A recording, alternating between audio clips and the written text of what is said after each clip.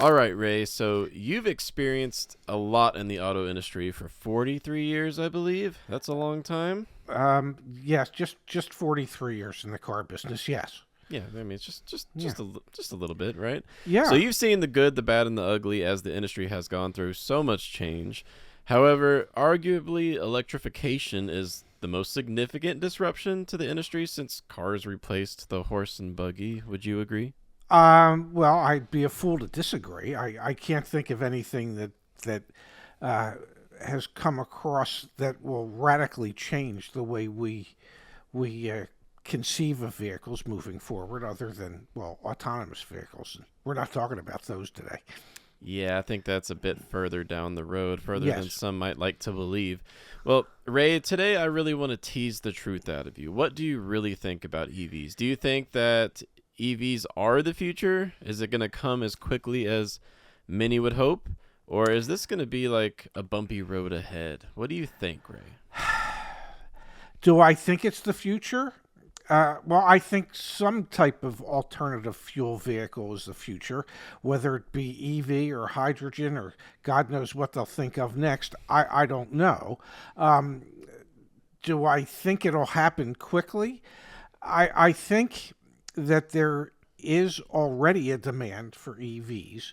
And then I think there's this artificial demand that we're seeing for EVs. And the reason I say it's artificial is because most of what I've seen, most of what I've read, is that, well, these are not affordable vehicles for the vast majority of people. And if you want them to become commonplace, well, then it has to be like a Bic lighter. It has to be like cheap and almost disposable. And there's nothing cheap about EVs as we know them at the moment. And until they become cheap, I don't see how they will really overtake, I don't know, a couple 100 million ICE vehicles out there. Yeah, are you saying until there's electric Honda Civics everywhere, it's going to be a while? Well, let me put it to you this way: since we started with the horse and buggy, yeah, until there's enough charging stations, so it's like horse poop and it's everywhere. Um, yeah, you're not going to see the the masses embrace EVs, and then you take a person like me. When I'm at the shore, I live in a condo. Oh, well, there's no charging station here at the condo. When I'm living in Bethesda, I live in an apartment complex, and I have a parking garage 3 levels down. I have a parking space. There is no charging station at the apartment complex. So until that becomes easier, I just, maybe it's because I'm old, but I just don't see it happening all that quickly. Looking for a car? Look no further than join YAA.com. Go check out the cars listed there. There's no BS, no lead gen forms, no anything. Just cars. Now, here's a question I have for you, and I appreciate your insights. So, in the past decade of electrification really ramping up from not only the likes of Tesla, but also the major legacy automakers, have they made any moves that have surprised you? You've been like, wow, did they really just funnel a few $1 billion into that? What has surprised you?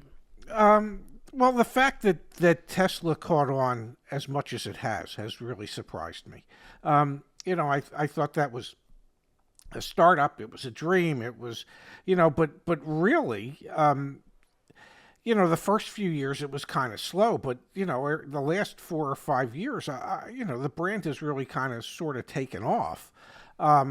Now, as a percentage of overall sales, it's a really minor percentage, but it is a rapidly expanding percentage, and so I think more than anything that shocked me. And then once you start reading about, I don't know, the more than $500 billion that legacy automobile manufacturers have committed towards EVs in the future, I guess even a skeptic such as myself thinks, well, are all these people betting wrong?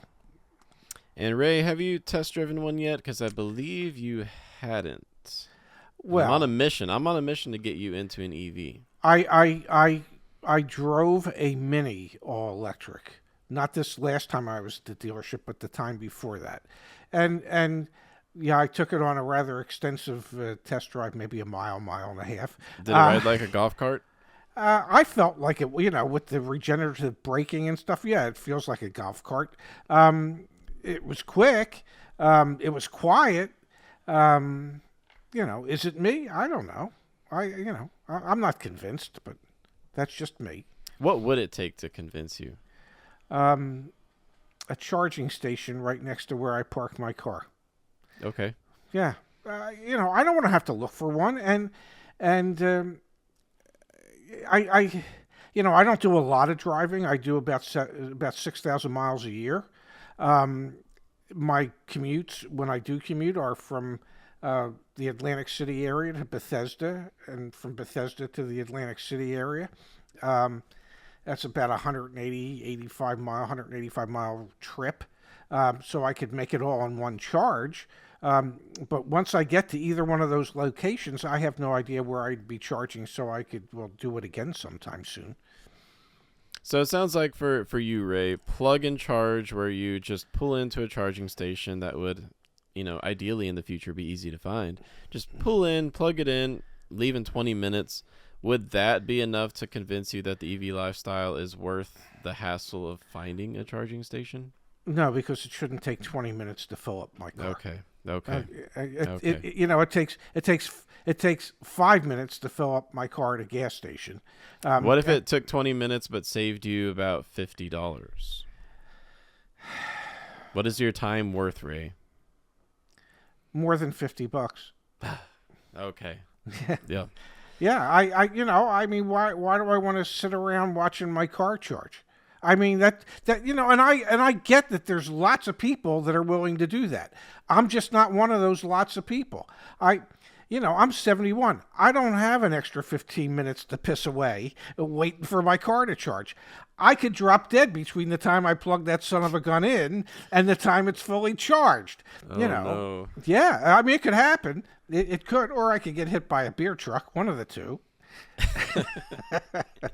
Well, I don't know how we got here, Ray, but please don't drop dead at the charging station. Well, I'm convinced that if I get you into an electric vehicle and take you for a spin, yes, on some nice windy roads, yes, and the fastest charging EVs out there, you may come around to it just a little bit. We'll see. You never know. We're going to document this. I still think we're probably a good 10 to 15 years away from really seeing more and more people driving EVs to where I might possibly consider it. And by the time I might possibly consider it, the state would probably say you're too damn old to drive. So.